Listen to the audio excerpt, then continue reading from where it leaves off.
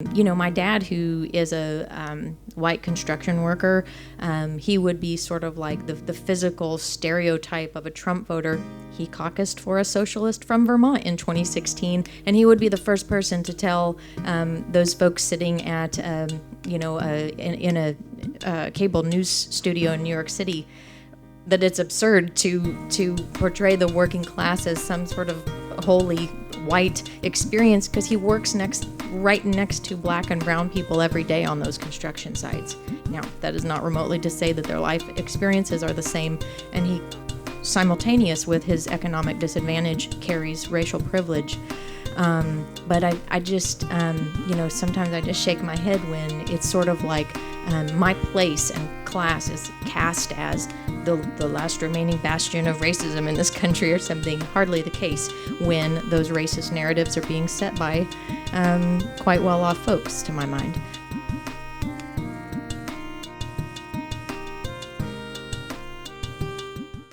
I write about socioeconomic class, and that's very much what Heartland is about.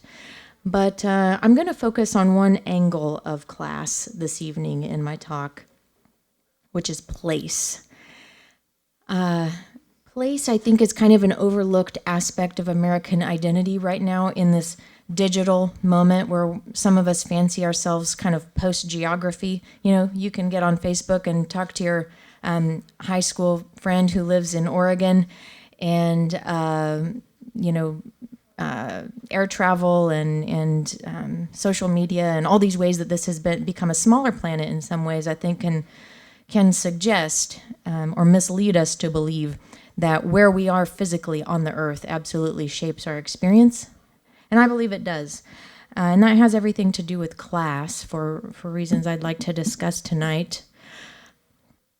So right now, I'm a member of the news media in addition to now being a memoirist. And in writing about class, and specifically from the place I choose to live, which is Kansas, I do still reside in Wichita, which is about 30 miles away from the farm I'm going to read to you about this evening. By the way, when I left New York, where I lived for a few years in my 20s, to return to Kansas, the most controversial decision I've ever made. And that has to do with economic trends in this country, and also, I think, just the way that we perceive different regions.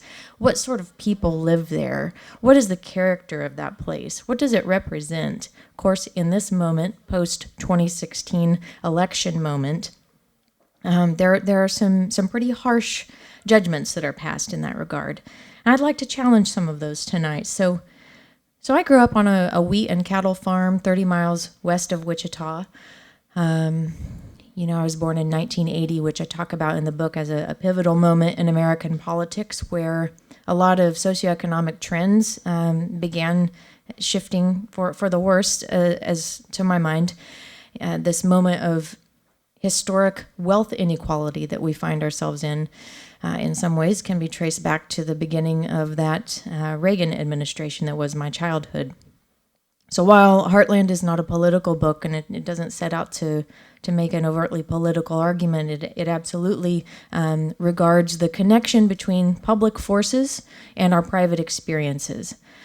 So often we compartmentalize those two realms of our lives when, of course, ultimately they are intertwined. And why does this have to do with place? Well, as a member of the media, when I'm writing about class, I find myself just by default kind of required to be a media critic, because so few people from where I'm from end up speaking in national media. For that reason, let's call it a lack of socioeconomic or geographic diversity in newsrooms. We don't usually think of diversity in those terms, do we? But I think it's important. And for lack of that aspect of diversity, there are some real blind spots about class and about place within often well-intentioned newsrooms that are very much setting the narrative for our country. And since I have the privilege of writing for some of those national outlets, when I'm writing about class, I find myself nowadays writing against a handful of terms. And so I'm going to chat with you about that a little bit this evening, and maybe even challenge you to examine the way that you might yourself embrace these terms or use them. So raise your hand if you've heard the term Trump country. Trump country. They're out there in Trump country, okay? And of course, red states and blue states, that's a slightly older phenomenon, but nonetheless relatively new in national discourse. Also, raise your hand if you've heard the rural-urban divide. The rural-urban divide. So I think this Trump country thing and this rural-urban divide thing are very much of the moment. These sort of came to the fore around 2016 and seem to have crystallized in our parlance about politics and place. So I've got some problems with those terms, and one is the place that I'm from, rural Kansas, and let's just say Kansas as a state, or heck, let's say the whole Midwest, or let's even say the entire half of the country that is regarded as quote-unquote Trump country or red states. In the vast majority of those states, about 40% of voters voted for Hillary Clinton in 2016. It's something about the Electoral College, actually, and the way that we talk about our politics in terms of who won that renders then millions and millions and millions of voters invisible when we talk about Trump country. When we talk about the working class, often tends to be reduced to white men wearing tool belts with conservative politics. The working class I know, my white construction worker father works alongside black and brown people every day. A whole bunch of women out there, by the way, whose stories aren't often told. Those stories are in this book. And the same level of political diversity that exists anywhere else. So, I'm going to read to you a passage about my experience of that place, which was largely apolitical as a kid. My family is more a member of a group that I hesitate to use the term apathy because I think that suggests almost a laziness. It was more, I think, an understandable and deserved suspicion that perhaps their votes didn't count when they were living lives that told them in very plain terms that their own bodies and labor didn't count for much. So I'm hoping that you all will pause over those terms and consider the ways in which they tell a too pat narrative about a place. And I'm going to read to you about that place right now. So as I mentioned, our farm was 30 miles west of Wichita, which is while a relatively small city in national terms, it's nonetheless the largest city in Wichita. I think it's, I don't know, it's probably over 400,000 people now. Might be approaching 500,000 if you include sort of suburban areas.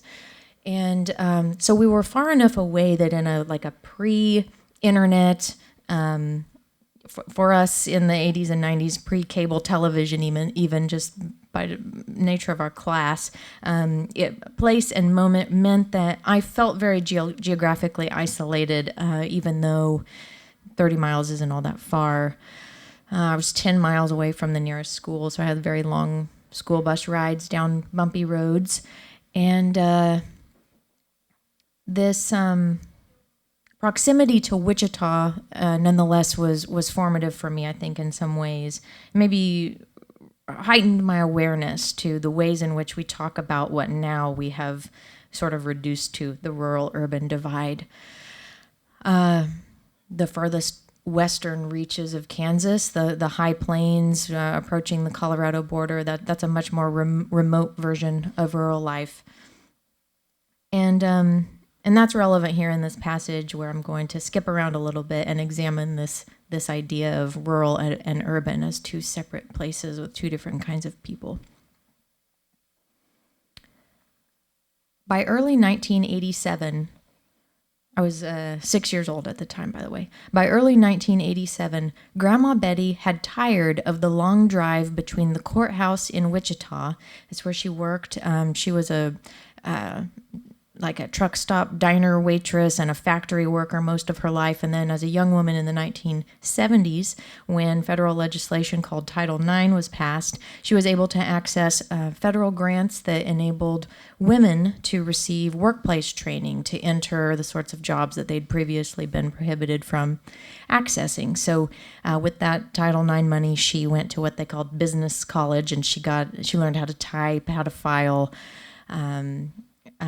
organize an office, and she landed a job at the downtown county courthouse in Wichita. She worked her way up, and by the time I was a kid, she was a probation officer for actually the first African-American judge in the county in Kansas. And so sometimes I would kind of haunt that workspace, which was so different from the construction sites that my dad worked on. And, you know, she would wear these like high heels from Kmart and walk across this very clean, beautiful marble lobby. And I don't know, it was like an 11-story building, and it might as well have been a skyscraper to my country eyes. So this is the job I'm referring to here. By early 1987, Grandma Betty had tired of the long drive between the courthouse in Wichita and the farm in the middle of nowhere. Grandpa Arnie said she could quit her job, but she didn't want to quit. When had she not worked? She was proud of what she did at the courthouse. Plus, she said, I got used to the big money.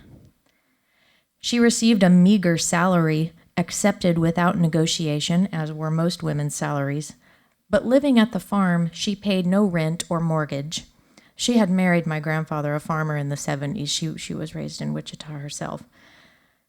And he already owned the farm outright. So a lot of what she earned went into savings for the first time in her life, or to bail out a friend who needed help, the way Betty herself had needed it not so long ago. She was tired of the long daily commute from the farm, but it made more sense, she thought, to keep her job and find a house in Wichita, which could be a long-term property investment anyhow. For all the moving in her past, and even her many years on the farm, Wichita was still her home. I went along as she visited open houses. I liked the brown brick house with the glass coffee table.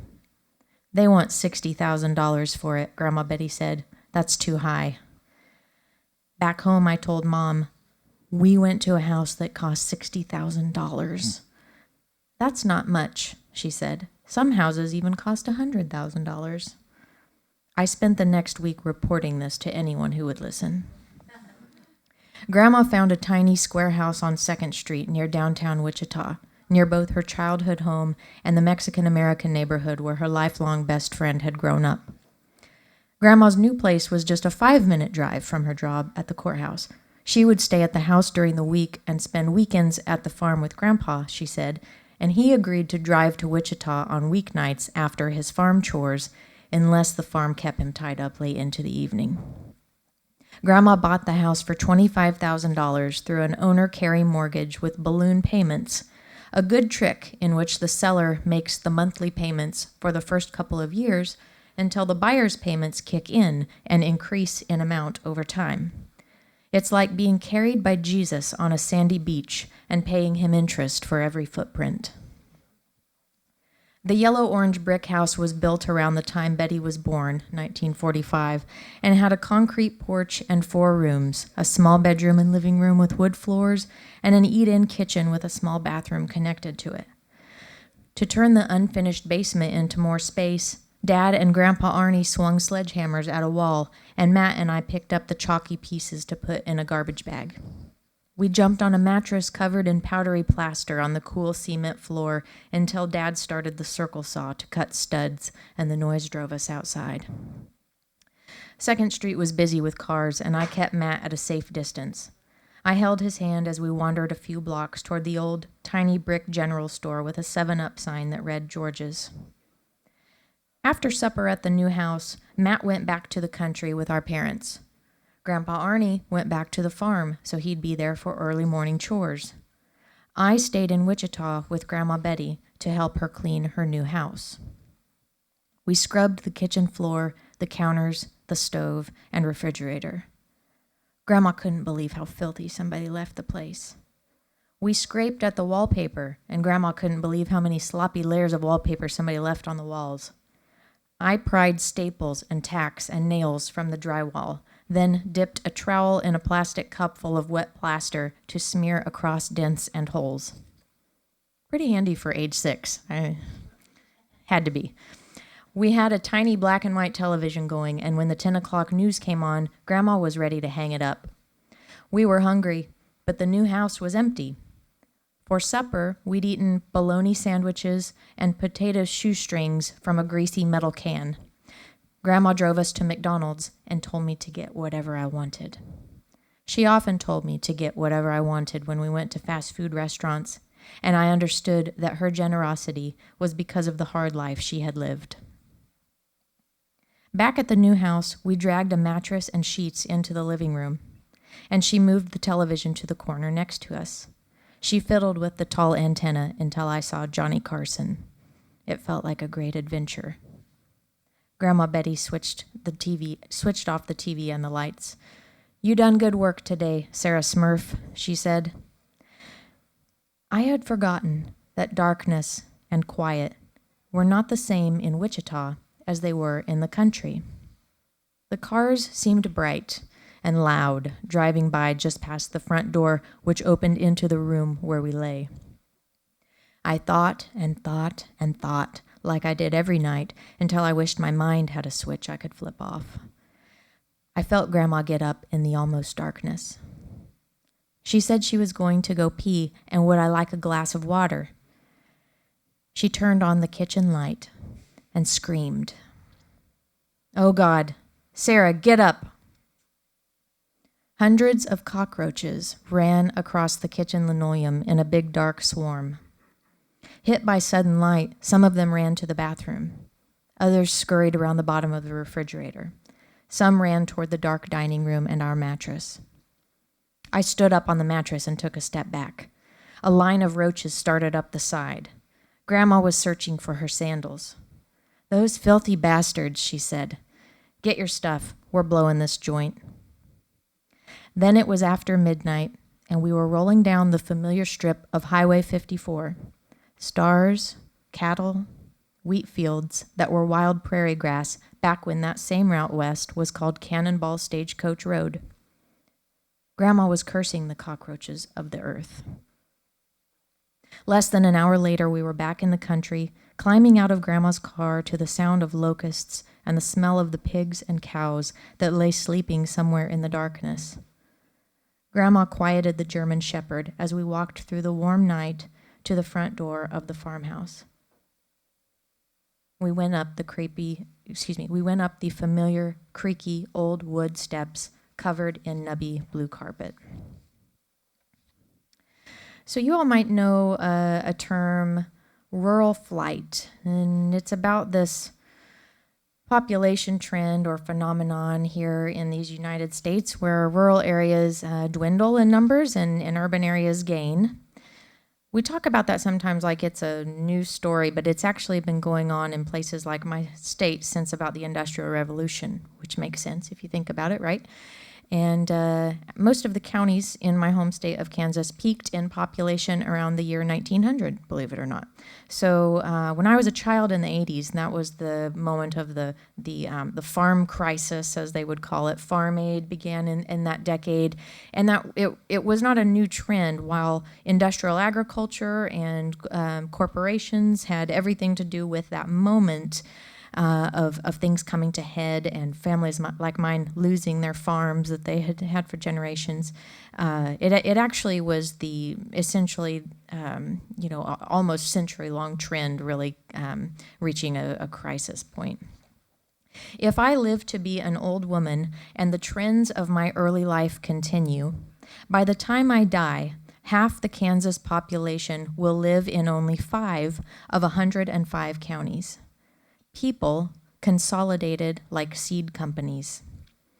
There's a strength in that, environmentalists and economists might suggest, but perhaps a greater weakness. President Dwight Eisenhower, a native of rural Kansas, said, "Whatever America hopes to bring to pass in the world must first come to pass in the heart of America."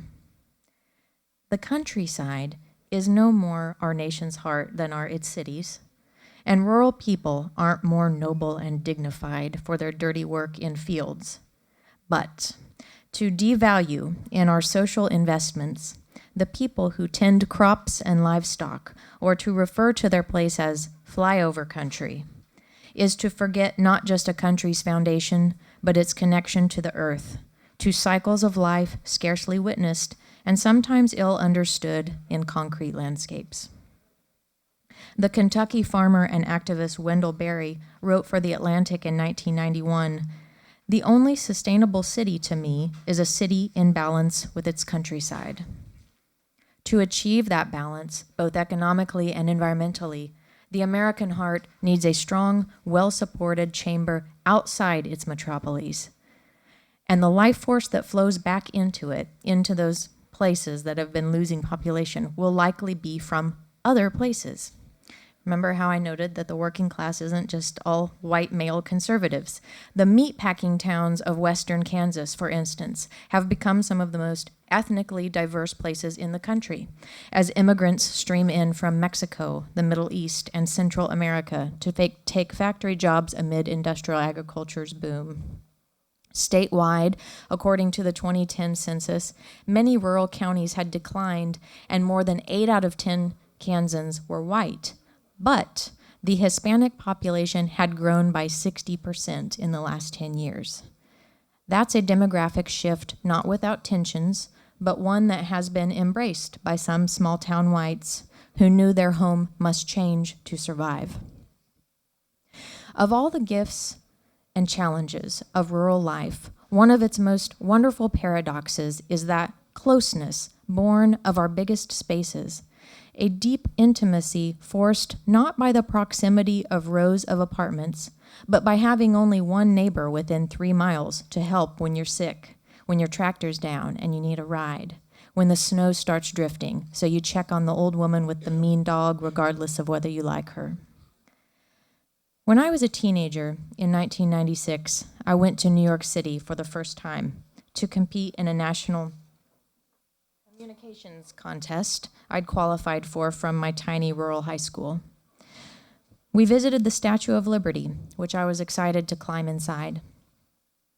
As I neared the crown, ascending a narrow, winding staircase with hundreds of people packed in front of me and behind me, I suddenly had trouble breathing. I wasn't afraid of heights, but terror rose up in me as I looked around and realized I couldn't get out if I had to. I didn't know it, but I was having a panic attack. Maybe not an altogether irrational one, but resulting from claustrophobia I'd never been anywhere crowded enough to know that I had. While the small space echoed with many voices, I closed my eyes and took deep breaths.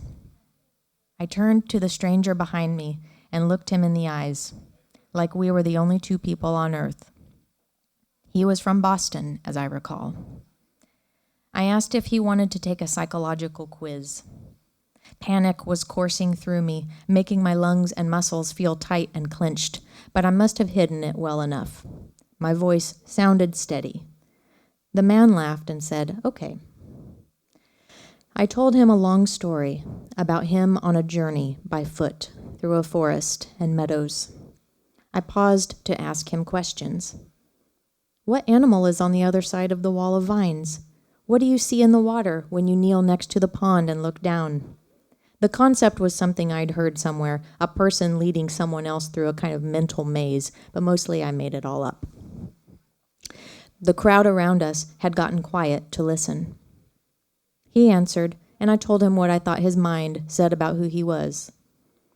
He and others nodded along in amusement. As for me, I had something to focus my mind on as we inched, one suspended metal step at a time, toward the crown of the Statue of Liberty.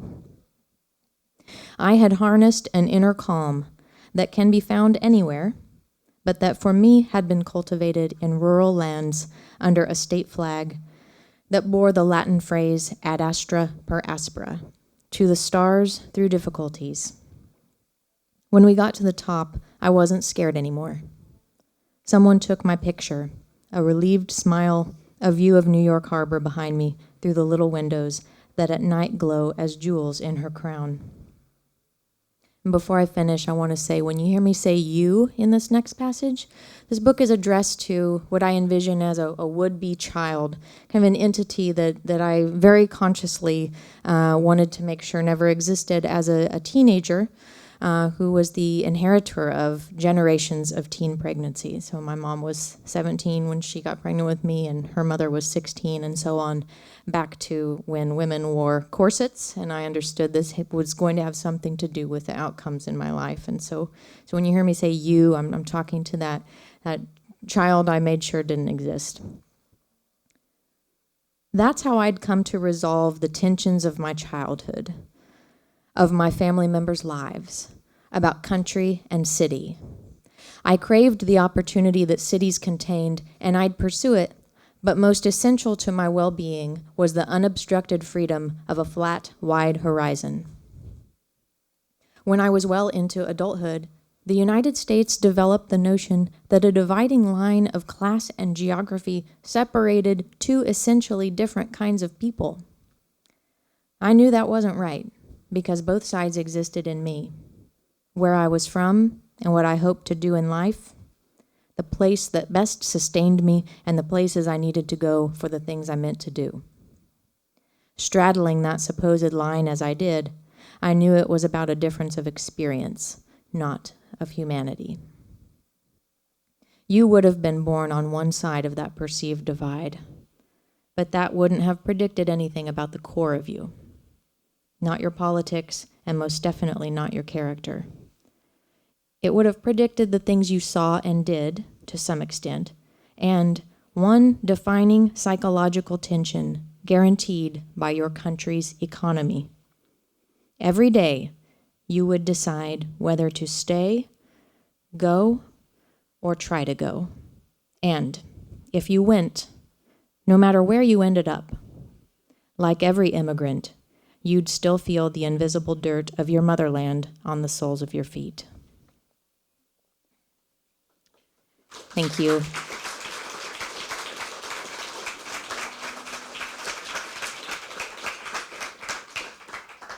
Thank you. So I would love to talk to you all now about whatever you want to ask. Place, Boston, Kansas, whatever you got. Yeah.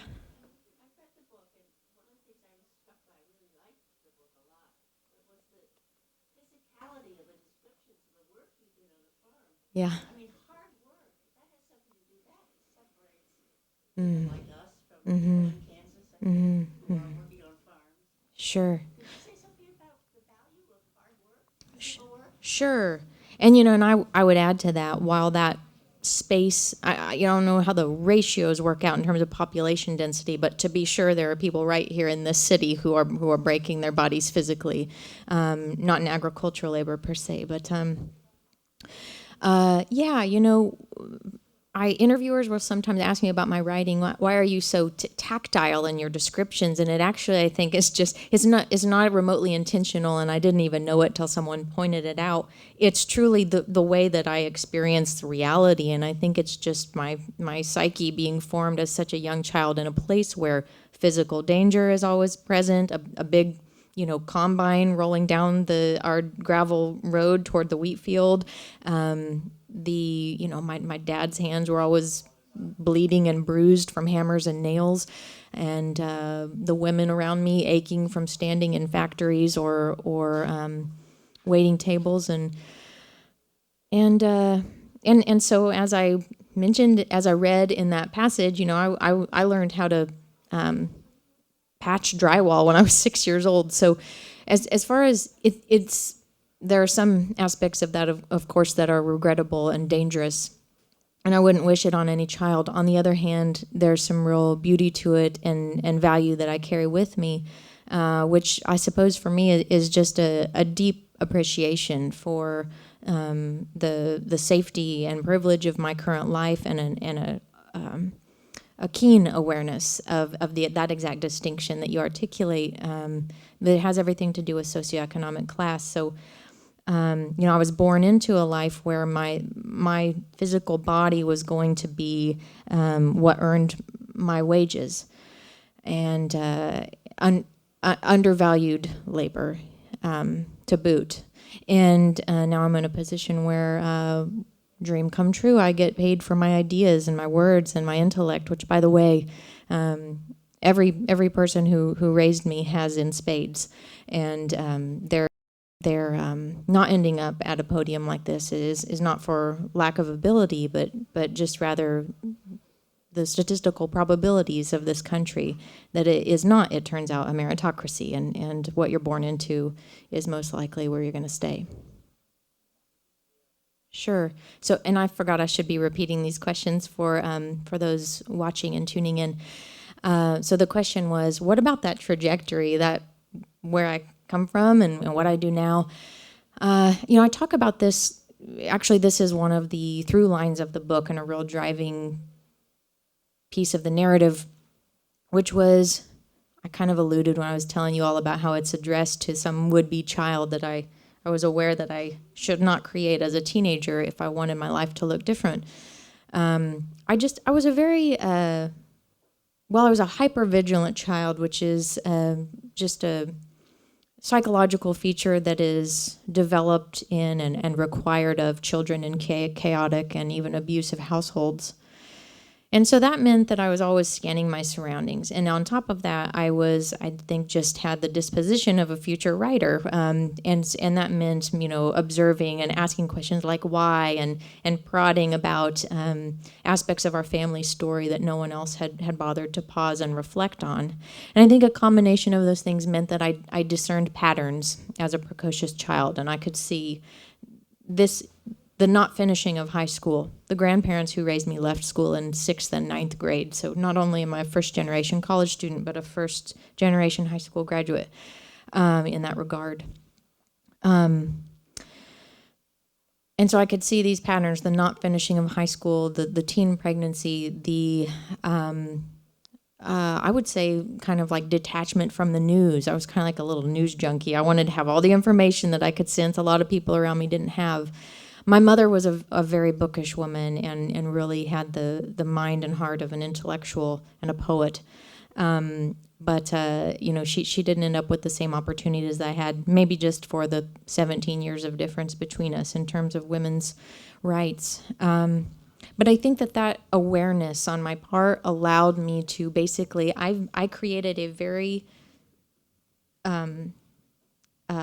self-aware, and driven mission for myself. Get straight A's, step one, get straight A's so I can get scholarships. That's the only way I get to go to college.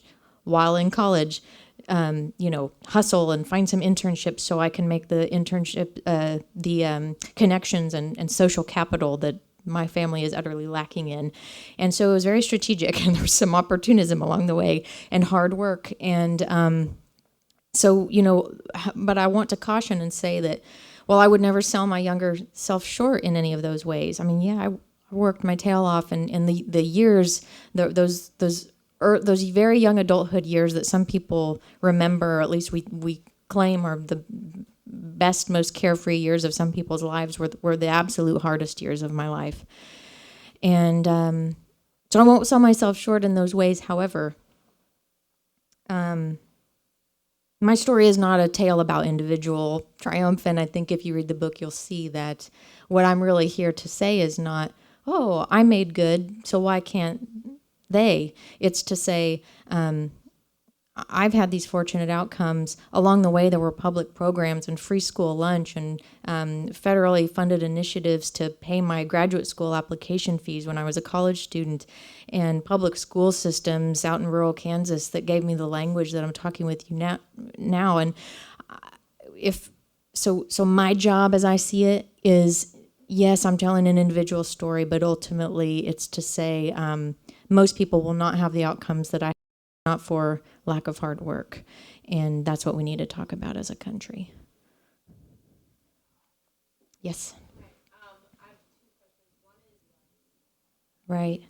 Well, first, on the race point, I think that, and I don't talk about this so much in my book, which is really grounded in the 80s and 90s. And I actually began this book 15 years ago, so like long before I knew it would be being born into this very relevant political moment. But we find ourselves in that moment nonetheless, and race has a lot to do with it, specifically the white supremacist foundations of this country. And so what I do in my journalism is try to push back against the notion that, I think that when we get into these conversations about Trump's base, and it's always painted as the white working class, and so I always chime in to say, white folks at every economic rung voted for Donald Trump at the same rate. Conveniently, perhaps, my upper class white counterparts in my news industry have this fixation with the racial politics of, let's say, the lower classes within the context of whiteness, and I find that deflects responsibility from middle and upper class white folks in matters of race.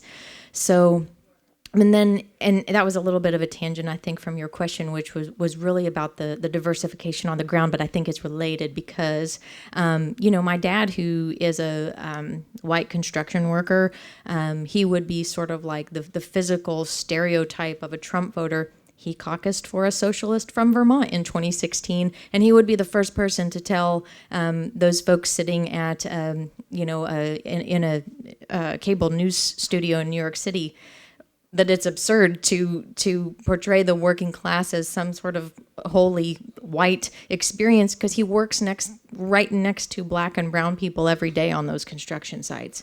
Now, that is not remotely to say that their life experiences are the same, and he, simultaneous with his economic disadvantage, carries racial privilege. But I just, sometimes I just shake my head when it's sort of like my place and class is cast as the last remaining bastion of racism in this country or something. Hardly the case when those racist narratives are being set by quite well-off folks, to my mind. And then the second part of your question about whether there's an activism inherent to my book, I feel pretty clear about this, that the answer is no. And the reason is I started this book so long ago as really just a personal project. I wanted to tell the story of my family. I knew from being on a college campus that something about where I was from, even in Kansas, by the way, where most people don't actually grow up on farms, that there was something about where I was from that wasn't being told in the national discussion, or at least not told accurately without caricature or stereotype. And I suppose, depending on how you define activism, maybe you could construe it thus. But for me, it's more of a sense of providing corrective at the level of story, which to me just has to do with universal humanity. As far as the political sphere, you can glean my views from this talk tonight and from reading the book, I bet. But ultimately, I'm not really advocating for one side or one particular strategy or claiming that I have any of the answers. What I do know is that first we have to respect the integrity of all human beings, and that's the foundation from which someone else can take on the real activism, I think. Thank you. This is such a good question, and I think, my answer, if we were having this moment together somehow at an earlier moment in time, if I were me at this age and you're all you and we're talking in 1995, I bet my answer would be totally different. And the reason is the internet and this digital moment where social media has made great inroads into, in spite of the digital divide, as they call it, which has to do with class and in some cases, rural geography. For the most part, most folks are somehow tapped into, farmers have smartphones on their tractors. And so I grew up in sort of like the last breath of a version of an American childhood or upbringing where there was.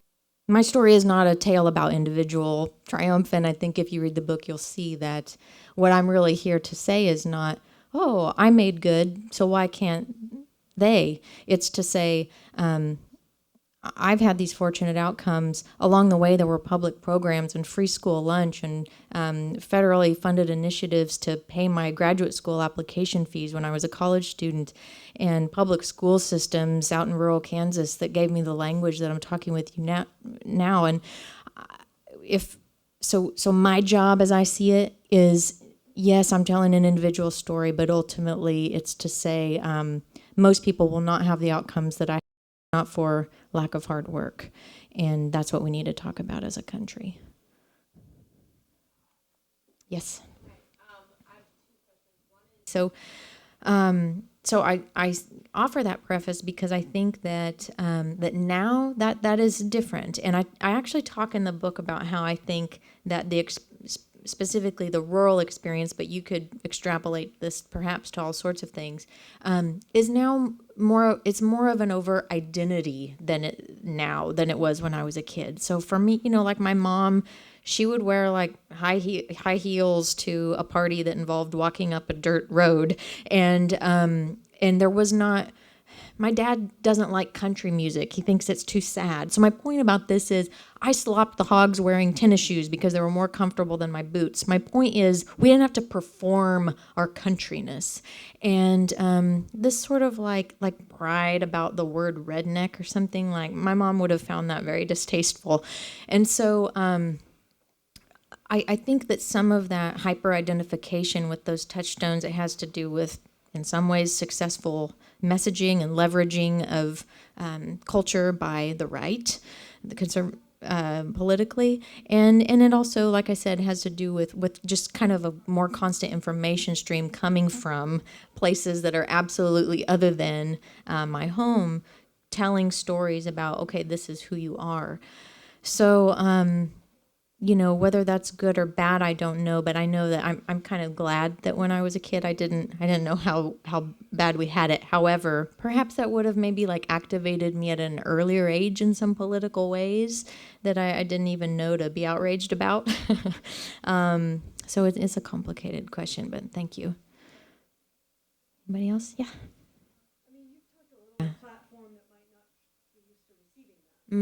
Oh my gosh, this is such a good question. So, so I'm going to answer this from kind of two directions. First, I'll tell you just like folks where I'm from and where I, as I said, choose to reside and make my life.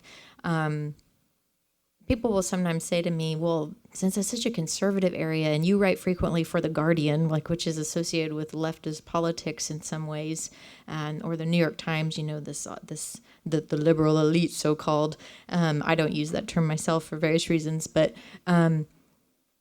turns out people where I'm from, whether they agree with my politics or not, they are just delighted that someone is talking about their place and from the place, not parachuting in, even with the best of intentions, but with my feet on the ground, and there's a lot to be said just for the validation that comes with the accuracy that can only be gotten by that level of presence.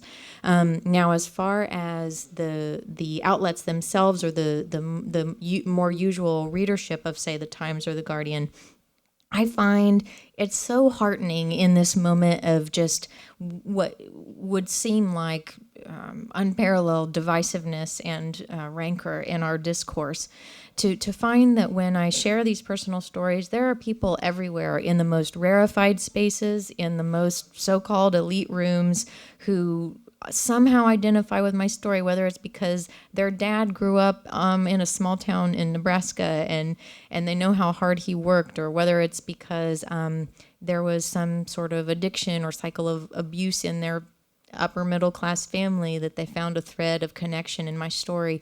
I find that by being vulnerable in the ways that I am, both in my journalism and in my book, that people just really, and maybe especially at this moment, want to connect as human beings, and overwhelmingly in a somewhat nasty media environment, I receive a humbling amount of love. Now, I will say one frustration that, of course, I can't leave out would be folks for whom the narratives that I'm challenging are so deeply entrenched that they truly. So there's a term in psychology, schema. Is that a word? SCHEMA is like when you have your mind has a sort of default setting about how reality works, and so for people for whom they have a calcified schema that involves Trump country, and they're all a bunch of like scary racist conservatives there. That's the only people who are there, and we fly over it because it would be dangerous to walk there. Some of those folks, once in a while, I could write 20,000 words about how my grandma and her busted knees and her 50-year smoker lungs stood in line for 3 hours to caucus for Bernie Sanders, and then a commenter will say, then why did she vote for Trump? And it's just like, I can't. There are just some folks for whom there's just no penetrating those political stereotypes, but mostly it's pretty great to see people respond humanely to a human story. Yeah. Yeah, this is a great question, and I've been a total failure at repeating questions for the video, but the question is, what are the pillars of community and the gathering spaces or the public space of rural America? And of course, this no doubt differs by region and culture, but for me, I was raised in the Catholic Church. It was a kind of like apolitical, rural, detached version of Catholicism. It's basically just a bunch of German farmers. We literally constructed our own church in this little farming community. The communion rail was carved from an oak tree on my family's land. My grandpa repaired the steeple when it was struck by lightning in the 50s. And there was no like cross-pollination with our politics. Perhaps just because we were so removed from any like power center of the church that would seek to influence us. So really when people talk about like a cultural Judaism, it was, for me, Catholicism was more like a cultural experience where there wasn't really any like proselytizing or judgment or finger wagging, even within the strict dogma of the Catholic Church. It was just like, it was the place we all got together on Sunday morning, and most people broke all of the rules of Catholicism with abandon, and it was fine. So yes, religion, but I would say for me, not in the sense of like, not in any dogmatic sense, and also. For me, public school, it was since I lived out in the country and my family didn't have money, there weren't like neighbor kids. I wasn't like riding a bike down the street with my friends. I wasn't going to piano lessons or summer camp. These are like somehow middle class or urban or at least like small town experiences, where to be utterly rural meant that as a child that isolation was only ever interrupted by my going to school. And that was lucky for me because my disposition was pretty scholarly.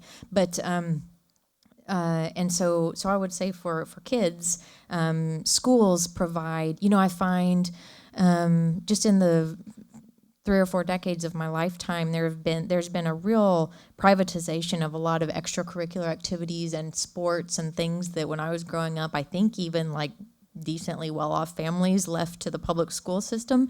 And it's lucky for me that when I was a kid, there was really regardless of background, we were all on the same basketball team at school or whatever. And so that's one piece of the puzzle. And then I would say, to some extent, civic organizations in small towns that maybe have fallen out of favor in more urban environments. What's the book, Bowling Alone, that came out a couple decades ago, maybe? I think that some of those institutions that have sort of lost numbers are still going strong in rural areas, in part because that suburbanization and the focus on the separate nuclear households, that is not as much of a feature of rural life. So like the guys still get together at the Knights of Columbus Hall or whatever. And then there was one other thing you suggested that I thought that was right on. You mentioned food gathering. Yeah, sure. So this was kind of related to our church, but we would have holiday picnics for the whole community. This is a very romantic story for you. I always hesitate to sentimentalize rural life because it sucks in a lot of ways, but it's really cool in a lot of ways too. And one of them is my grandparents. This was before my time, but like in the kind of the post-war years, my grandpa would construct literally on the prairie like a deck, and so I don't know if they had live music or like a car door hanging open or what, but they would on every Labor Day get together and get totally sloshed and like swing dance on the prairie on this and eat eat together like sausage they literally ground and made on at our farm that very day.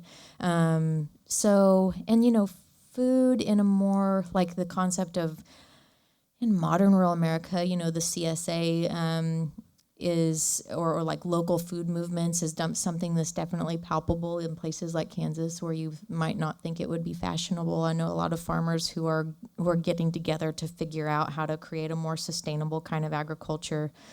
So all of the above, yeah.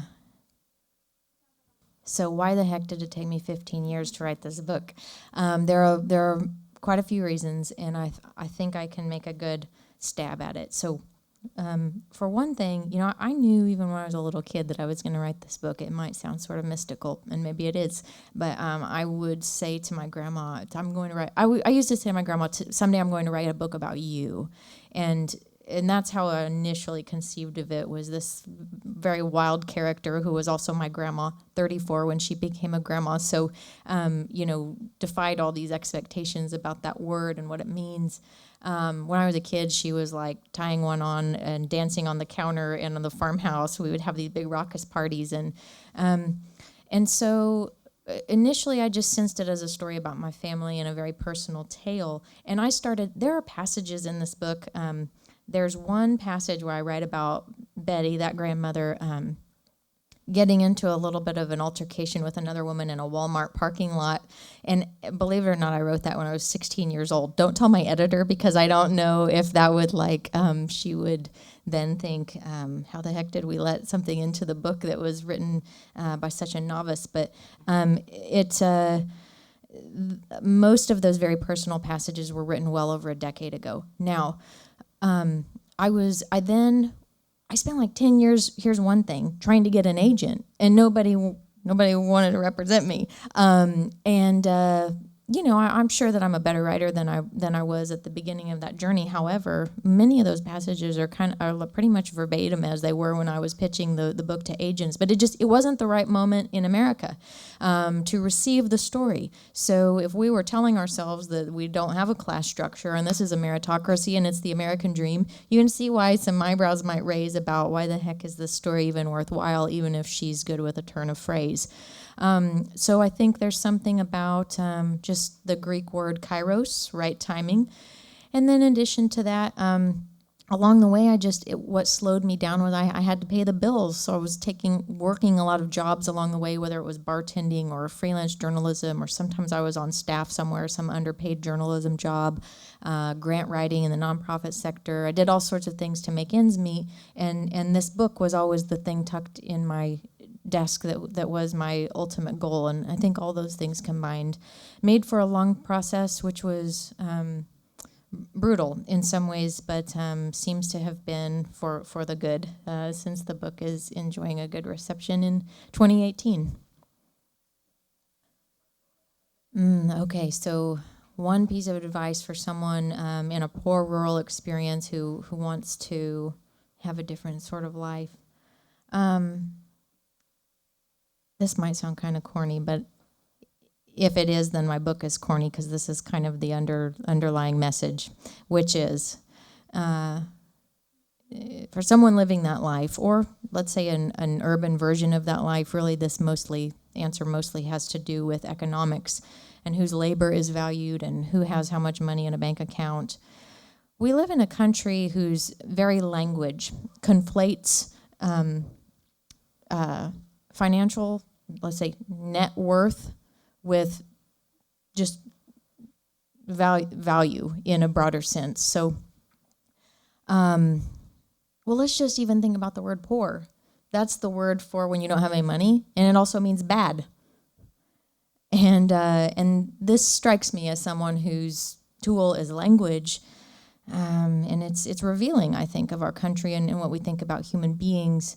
Maybe inherent in this is a critique of kind of capitalism gone wild.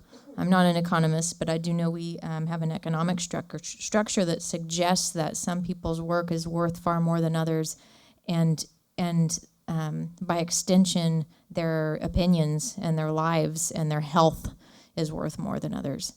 So what I would say to that person, whether in a city or a countryside, is you're gonna have to believe and insist upon believing and have faith in a level of self-worth that none of the messages in this society will validate.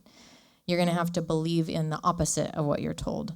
And there might be very few signals along the way that you're on the right track when you have a paycheck that doesn't pay you enough for your hard work, and you have a television show that portrays poverty as somehow synonymous with ignorance or stupidity, or you have a news media that, even, let's say, with the best of intentions, is only telling stories from a perspective of relative affluence. So I think it's the hard work that gets from point A to point B. That's going to look different in every one of those people's lives.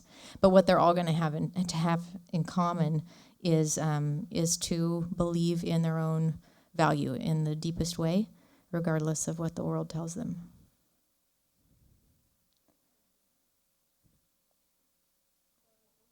Yeah, I love that question. I appreciate it very much. I always say that my hope, and maybe this kind of gets at this question, my hope for the book is that the folks about whom you just asked might feel validated or seen, and then on the flip side of that the folks for whom the life and class and place that I've described might feel utterly foreign in some ways, that for that reader, she might have her eyes open to just like the complexity and nuance and dignity of a place that's easy to stereotype if you've never been there or seen it up close. So I do think, as far as like in action, there would be a million ways to answer that. Where I want to dwell as a writer and as someone who, I was just talking to you about the power of our word choice and language, I would just challenge you to examine your use of words, and are there ways in which that maybe you haven't even examined that do with words to poor people what perhaps let's say formally educated liberal America knows it ought not do about race and other aspects of identity. So one example of that would be like white trash. To me, that's a slur. I find that there are a lot of corners of this country for whom, well, that makes sense when you point it out, but I'd never thought of it. It's literally a reference to people as dispensable garbage. And I heard it as a child, and it hurt.